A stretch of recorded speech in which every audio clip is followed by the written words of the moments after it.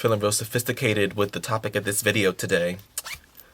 It's giving English professor. It's giving MLA format Times New Roman 12 font. I don't know what the fuck I'm saying.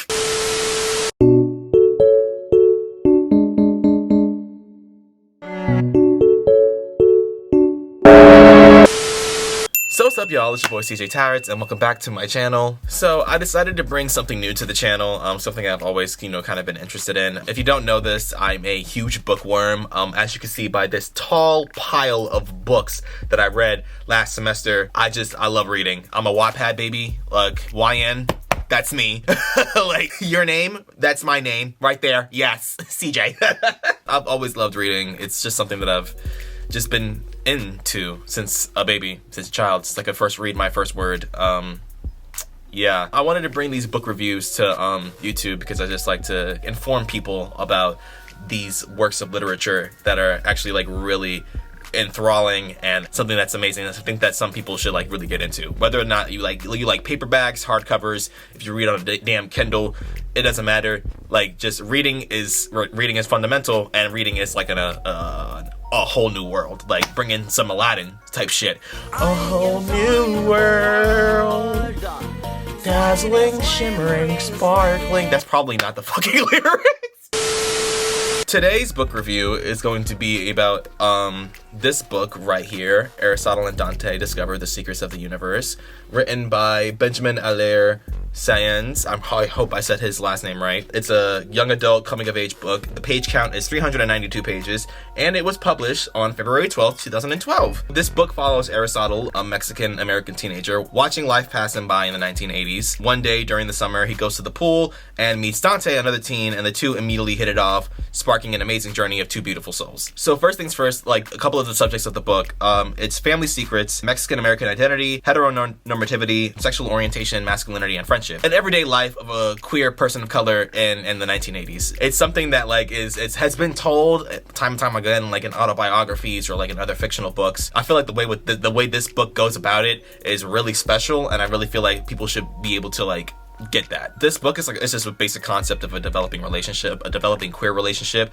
but it's rich in its simplicity and its execution of telling that story. It's two queer POC boys facing life's adversities while navigating their place in the world. So like, I can really connect with the book, with the story and like what it was about. I really felt connected to the protagonist, Aristotle, who was just like this very solemn, I don't even want to say solemn, but like quiet, like kept to himself. He's an introvert, but like he wants to know more about himself, and that's like what every teen wants in like those high school years. He wants to find himself, he wants to understand himself. So I really felt connected with that. At first, you think it because it's set in the 1980s, you would think it would be about like the AIDS epidemic and like homophobia during that time. The book doesn't dive too deep into that. If anything, it's a sequel that kind of dives into that, not so much the first book. If anything, like towards the end of the book, you get like a sense of the homophobia that they deal with in the 1980s, but that isn't what the book was really about. It was about the relationship and the development of that relationship between these two boys, like as they've gone through the summer and the school year and everything and such like that. It's not about the world around them. Like, it says discovering the secrets of the universe, but it's discovering the secrets of their universe and who they are and who they want to be in their future lives. At first, I wasn't really interested in it. I'm a fast-paced reader. I'm like quick to jump through the pages and like really get into the action of everything. But because this book was so like one-dimensional about the relationship and everything, with this, it took me a longer time to read it, and I actually appreciated that because it was more methodical, and it made me like really think about like the character's perspective and like how it related to like my own experiences. The reason why I love the concept of this book is because it's such a well-written love story that is like absolutely necessary in this day and age. Take Love, Simon, that movie. Like, that movie was about the relationship between Simon and Blue, but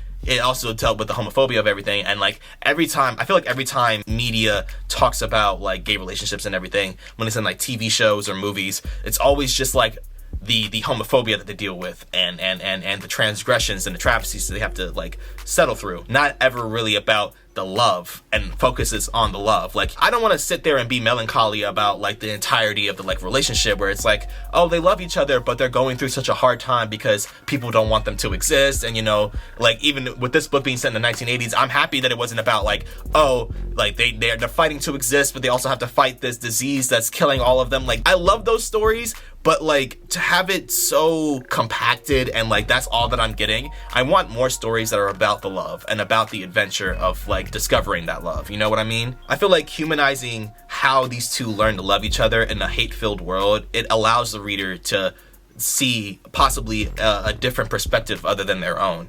And I think the language definitely like helps people get through that. The wording and the grammar like used throughout the entirety of the book is so vulnerable and like real. You really step into Aristotle's shoes and you see things from his point of view. You see his anger and his sadness. You feel it. And you really have to take your time, like with these types of books, like with this story specifically, you have to take your time and like read through it and like understand it and process it to see where he's coming from. You have to do this not only to like understand the character, but to also understand yourself, because like one thing I realized when I was really reading through that book, it felt so good to have like kind of my thoughts written on paper. Everything within this book like I thought of, like it's just a great representation of like being a person of color and being queer and growing up and trying to find yourself in a society that like tends to not put you first, like tends to like not see you as valuable. It was really refreshing, you know. I love that. I love those, like that part of the book. But the way that the character like connects with like the reader and everything, he feels like a real person, and that goes in that coincides with the tone. The story like feels real. Everything flows between the emotional chapters and the lighthearted ones. Like you get a tad bit of like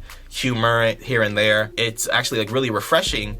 But like you also get into when it gets into the emotional parts of the story, it's like you feel it and you know it's there, and it's like you don't get taken out of it because it's like some like random thing happens. It's just like it takes you through that process until it takes you to like the end of the chapter, and then you go to the next chapter and now it's like a little more lighthearted one. You're not getting taken out of the experience, the story, because it's like all naturally told. Someone's actually telling you their thoughts and their feelings. Speaking of thoughts and feelings, the thoughts and feelings of our protagonist Aristotle, his character development is like one of the best developments I've seen or I've read yet. His acknowledgement and knowing how lost he feels in the beginning of the book and his willingness to be found by those who love him, it's really like, it really like jerked the tears out of my eyes, you know. Like I was really like feeling the emotion and everything, and I was just like, oh my god, why is this boy like about to make me cry? Why you understand me, Ari? Like Ariana, what are you doing here?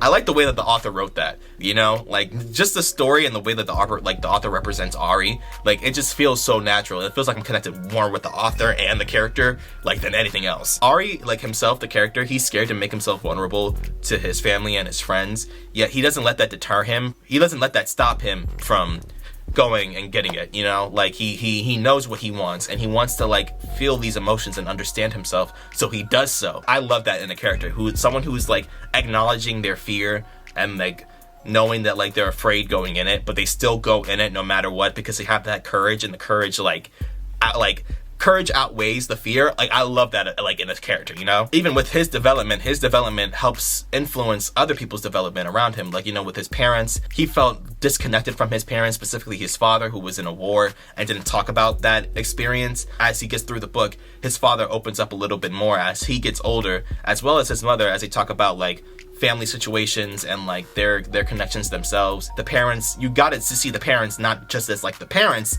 but as people. Like they had their own like emotions and they had their own like transgressions, and you saw that, and you saw how they got through that, and like how they developed into these people that you could like, that could be taken as like a mentor character in the book now. With Dante, who like he like even from the beginning of the book, like Dante wanted to be a part of Ari's life. And like I loved that part. I loved how like he was like, you could like when you reread it, you can definitely see like how Dante was like so ready to be a part of Ari's universe, and like Ari, like he was just letting Ari like get comfortable in that, and they finally like got together. Like it was so nice. Oh my god, like I just love the book in its entirety. It's like so super sweet. This is the part where like we get into like a little bit of spoilery, so like if you want to skip this part, go ahead, skip this part, but like we're about to get into little spoilers. My favorite part of the book, I gotta say, was the bird in the road. There's the part basically where like Dante and Ari go to save a bird in the road. Well, Dante goes to do that. Ari watches him, but then a car comes by. Ari saves his life, and basically it's like if Ari didn't save him, Dante would have sure died. From that moment, Ari doesn't understand himself why he just like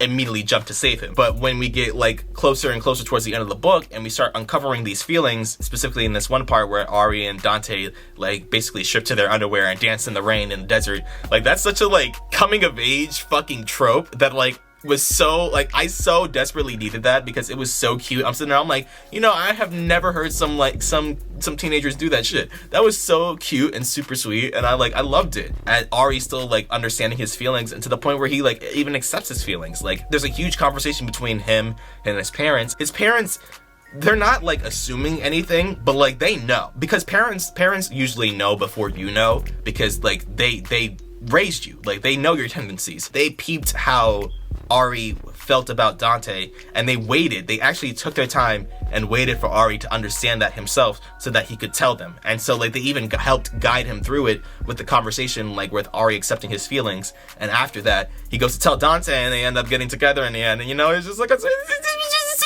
super sweet, it's super cute. Oh my god. I gotta give Aristotle and Dante Discover the Secrets of the Universe a 4.5 out of 5 stars. Definitely think this is a good read. If you want to read this, you could purchase it on Amazon, go to Barnes & Noble, get it. I'm currently reading the sequel right here.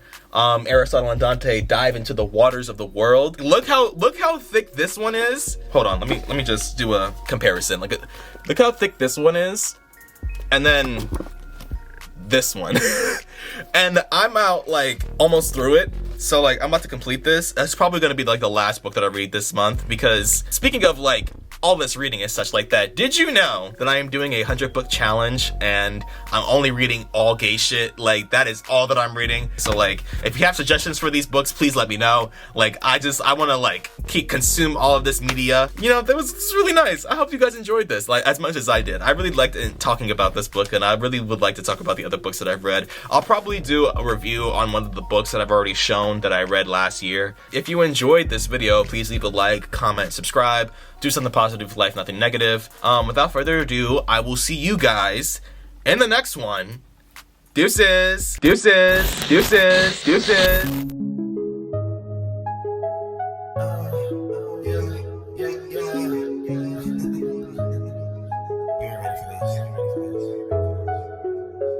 Boy, you gotta know that I got you on my mind. Boy, you gotta know that I want you to be mine. I close my eyes and dream of you every night. Don't know what it is, but you're so damn fine. We interstellar, so